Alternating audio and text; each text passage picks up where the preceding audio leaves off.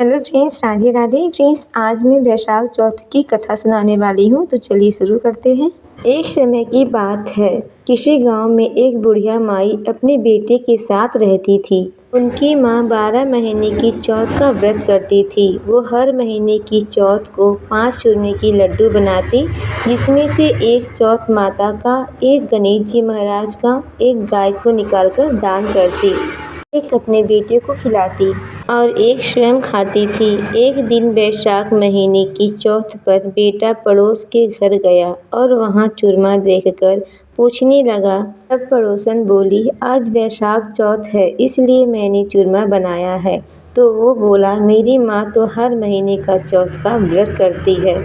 तब पड़ोसन बोली, तेरी माँ चौथ का व्रत थोड़ी ही करती है, उसे तो खीर के लड्डू खाने की आदत है। तेरी मेहनत की कमाई बर्बाद करती है, सारे लड्डू खुद खा जाती है और तुझे खाने को बस एक लड्डू देती है। लड़का उनकी बातों के बहकाव में आ गया और अपनी माँ से बोला, माँ तुम घी के लड्डू खाती रहती हो और मुझे बस एक लड्डू देती हो, इसलिए अब तुम यह चौथ का व्रत करना छोड़ दो। माँ ने कहा, बेटा मैं तो चौथ माता का व्रत तेरी ही सुख शांति के लिए करती हूँ, मैं ये व्रत नहीं छोड़ सकती।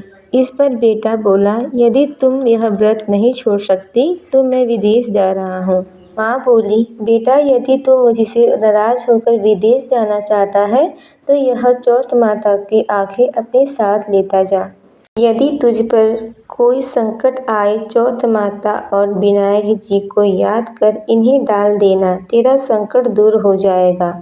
उन आँखों को लेकर बेटा विदेश चला गया। रास्ते में उसे एक खून से भरी नदी मिली, जिसे पार करना असंभव था। तभी उसे अपनी माँ की बातें याद आई और उसने एक आंखें चौथ माता का नाम लेकर उस नदी में डाल दिया और कहा, हे चौथ माता, यदि मेरी माँ सच्ची है और वह मेरे लिए व्रत करती है तो यह नदी दूध और पानी से भर जाए और मुझे रास्ता मिल जाए। उसके ऐसा कहते ही नदी दूध और जल से भर गई और उसे रास्ता मिल गया। आगे चलने पर भयानक जंगल में उसे शेर मिला, जो उसे खाने के लिए उस पर झपटा। उसने एक आँखा चौथ माता को याद कर उस शेर पर फेंक दिया। शेर पीछे हट गया। आगे चलकर वो एक नगर में पहुंचा। उस नगर के राजा के यहाँ रोज एक मिट्टी के बर्तन का अलाव पकता था। वो अलाव तब पकता था जब उसमें एक आदमी की बलि दी जाती थी, यानी एक आदमी को बर्तन के साथ चुन दिया जाता था। उस लड़के ने देखा एक बुढ़िया माई आटा पीसती जा रही है और रोती जा रही है। इसका कारण पूछने पर बुढ़िया माई बोली, आज मेरी इकलौते बेटी की अलाव में जाने की बारी है।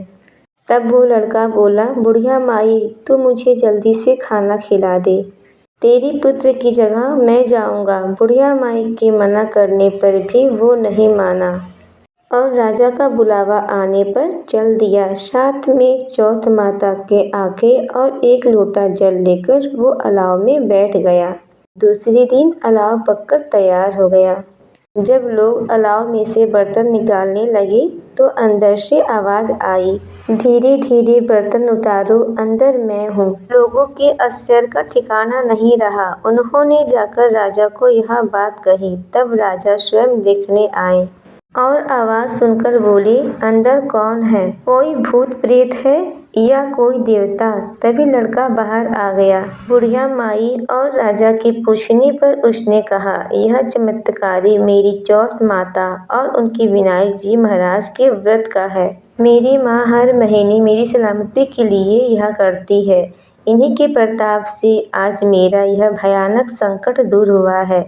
यह सुनते ही राजा ने पूरे नगर में ऐलान करवा दिया कि सभी सुहागन स्त्रियां, बेटी की माँ और कुंवारी कन्या चौथ माता का व्रत करें। हो सके तो 12 महीने की चौथ का व्रत करें, नहीं तो 4 बड़े चौथ का व्रत करें। वो भी ना हो पाए तो 2 चौथ का व्रत अवश्य करें। चौथ माता जैसे बुढ़िया के बेटे पर कृपा करी, वैसे ही इस कहानी को कहते, सुनते और हुंकारी भरते सब पर कृपा करना। जय हो चौथ माता की।